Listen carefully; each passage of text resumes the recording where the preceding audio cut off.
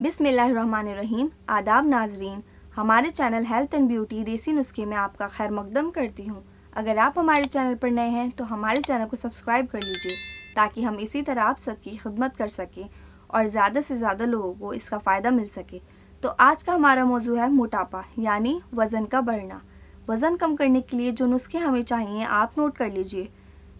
सौंफ, सौंठ, अजवाइन, ज़ीरा, मेथी दाना, साबुत धनिया, इन सबको हम वज़न लेकर इनका बारीक पाउडर बना लें और 1 चम्मच पाउडर में 1 चुटकी नमक ज़ैतून और 1 चुटकी खाने का सोडा मिलाकर सुबह नाश्ते के बाद और शाम खाने के बाद पानी के साथ लें। और इसी के साथ आप दिन में कम से कम 1 घंटा ज़रूर पैदल चलें। इसके लिए आपको वक्त निकालने की ज़रूरत है और दिन में कम से कम 5 बार गर्म पानी पिएं। ऐसा करने से इंशाअल्लाह आपका वज़न बहुत जल्दी कम होना मुमकिन है।